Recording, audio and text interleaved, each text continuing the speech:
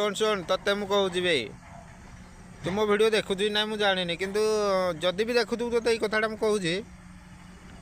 3-4 ବର୍ଷ ତଳେ ମୋତେ ଗୋଟେ ତୁ କଥା କହିଥିଲୁ ନା ସେତେବେଳେ ଲେବର କାମ କରୁଥିଲି ମୋ ପାଖରେ କିଛି ଜବ୍ ଫବ୍ ନଥିଲା ପାଠଶାଠ ଅବଶ୍ୟ ପଢ଼ିଥିଲି କିନ୍ତୁ କିଛି କାମ ନଥିଲା 4-5 ଜଣ ଆମେ କାମ କରି ଯାଇଥିଲେ ମୋତେ ସେ 4-5 ଜଣଙ୍କ ମଝିରେ ଗୋଟେ କମେଣ୍ଟ କରିକି କହିଥିଲୁ ନା ତୁ ଗୋଟେ ପାଠଶାଠ ପଢ଼ିକି ଆସି ମୋ ସହିତ ଲେବର କାମ କରୁଛୁ ତୋ ମାଇଣ୍ଡ କେତେ ମୋ ମାଇଣ୍ଡ କେତେ ଆଉ ତୁ ଶିକ୍ଷିତ ହେଇକି ଯେଉଁ କାମଟା କରୁଛୁ ମୁଁ ତ ମୂର୍ଖ ହେଇକି ଏଇ କାମଟା କରୁଛି ଆଉ ତୋର ଫରକ କ'ଣ ମୋର ଫରକ କ'ଣ କିନ୍ତୁ ଶୁଣ ଆଜିକା ଡେଟ୍ରେ ଦେଖେ ସେତେବେଳେ 2021-20 ଥିଲା ବୋଧେ କିନ୍ତୁ ଆଜିକା ଡେଟ୍ରେ 2025ରେ ତୁ ଏବେ କ'ଣ କରୁଛୁ ମୁଁ କ'ଣ କରୁଛି ଆରେ ପୁଅ ଯିଏ ପାଠଶାଠ 2 ଅକ୍ଷର ପଢ଼ି ଯେବେ ହେଲେ ଯେଉଁଠି ହେଲେ ବି 2 ପଇସା କମେଇବା ଆରାମରେ ଆଜି ନହେଲେ କାଲି ନିହାତି ହେବ କିନ୍ତୁ କାହାକୁ କମେଣ୍ଟ କରି କହିବିନି ତୋର ଆଜି ଭଲ ଅଛି ମୋର କାଲି ଭଲ ହେବ କିନ୍ତୁ ସେଇଟା ଠିକ୍ ନୁହେଁ ମୋର କହିବାର ଅର୍ଥ କମେଣ୍ଟ କରି ତୋତେ କହିବାର ନାହିଁ କିନ୍ତୁ ତୋତେ ମନେ ପକାଇଦେଲି କଥାଟା ମୋତେ ସେତେବେଳେ ହଟ୍ ଲାଗିଥିଲା ତୋତେ ଆଜି କହିଦେଉଛି ଆଜି ମୁଁ ଆରାମରେ ଚେୟାରରେ ବସିକି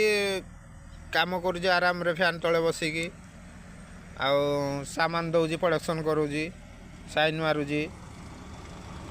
ମାସକୁ ଆରାମରେ ଟଙ୍କା 10-15 ହଜାର କମାଉଛି ଆଉ ତୁ ଏବେ କ'ଣ କରୁଛୁ ଖାଇବାକୁ ପାଉନୁ କି ରହିବା ପାଇଁ ତୁ ବାଟ ପାଉନୁ ତୋ ପଛରେ 1000 ମାନେ ଆଉ କିଛି ଆକୁ କହିବିନି ତୁ ବୁଝିପାରୁଥିବୁ ବି ତୋତେ କହୁଛି କିନ୍ତୁ ଏଇଟା ଗୋଟେ ମନେ ରଖିଥା ଢେଙ୍କି ସ୍ୱର୍ଗକୁ ଗଲେ ବି କୋଟିବ ପୁଅ ଆଉ ମୁଁ ପାଠ ପଢ଼ିଛି ନା ଆଜି ନହେଲେ କାଲି ନିଶ୍ଚୟ ଯେଉଁଠି ହେଲେ ଚାକିରି ଖଣ୍ଡେ ଛୋଟିଆ କାମ ଟିକେ କରିକିନି 2 ପଇସା କମେଇବି ଆଉ ତୁ ମୂର୍ଖ ଭଳିଆ ରହିବୁ ଆଉ କମେଣ୍ଟ କରିକି କହିଲୁ ନା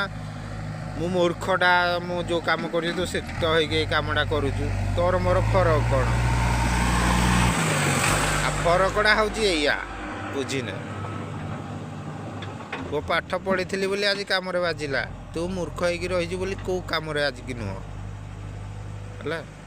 ରହିଲି ଯଦି ଦିମାଗରେ ଭର୍ତ୍ତି କରିଥିବୁ ବି ମନେ ପଡ଼ିଥିବ ତୋର ଏଇ କଥାଟା